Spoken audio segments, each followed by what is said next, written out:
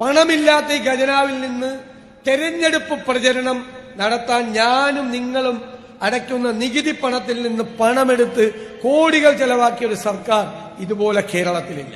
കഴിഞ്ഞ 6 മാസമായി കോടിക്കണക്കിന് രൂപ ചെലവാക്കി സർക്കാരിന്റെ പണം ചെലവാക്കി തെരഞ്ഞെടുപ്പ് പ്രചരണമാണ്. എന്താണ്? പത്രങ്ങൾക്ക് പരസ്യം കൊടുക്കും, മീഡിയയ്ക്ക് പരസ്യം കൊടുത്തോ? സീരിയലിൽ വരെ വന്ന് താരങ്ങൾ പറയാണ് ഗവൺമെന്റിനെ പോലത്താണ്, പൈസ കൊടുത്തിട്ടാണ്, എല്ലാവർക്കും പൈസ കൊടുക്കുക. ആയിരക്കണക്കിന് ഹോർഡിങ്ങുകളാണ് കേരളത്തിൽ വെച്ചത്. PRD സർക്കാരിന്റെ നേട്ടങ്ങൾ പ്രചരിപ്പിച്ചുകൊണ്ട്. ഇപ്പൊ തെരഞ്ഞെടുപ്പ് പ്രഖ്യാപിച്ചപ്പോൾ ആ ഹോർഡിംഗ് എല്ലാം LDFന്റെ പ്രചരണ ഹോർഡിംഗായി മാറി. 6000-ലധികം ഹോർഡിംഗാണ് കേരളത്തിലെ തെരഞ്ഞെടുപ്പ് കാലത്ത് ഒരു രാഷ്ട്രീയ പാർട്ടിയും വയ്ക്കുന്നതിന്റെ എല്ലാം എത്രയോ ഇരട്ടിയാണ് അവർ വെച്ചിരിക്കുന്നത്.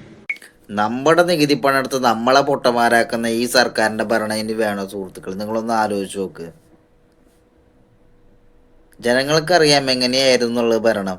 അതിൻ്റെ ഒരു PR വർക്കിൻ്റെയോ ഒരു ബാക്ക് സപ്പോർട്ടിൻ്റെയോ ആവശ്യമൊന്നുമില്ല. 100% 100-ലധികം സീറ്റുകളുമായി UDF അധികാരത്തിൽ വരും. അതിലൊരു മാറ്റമില്ല. നിങ്ങൾ എങ്ങനെയൊക്കെ PR വർക്ക് ചെയ്താലും എങ്ങനെയൊക്കെ ബാക്ക് സപ്പോർട്ട് ചെയ്താലും അതിന് കാരണം ഒന്നുമില്ല, ജനങ്ങളോട് കാണിച്ച അനീതി. അത് ഒരിക്കലും ജനങ്ങൾ മറക്കില്ല. അതിനുള്ള മറുപടിയുമായിട്ട് എന്തായാലും തെരഞ്ഞെടുപ്പിൻ്റെ ഒരു സമയം വരുമ്പോൾ ജനങ്ങളത് തിരിച്ച് തന്നിരിക്കും.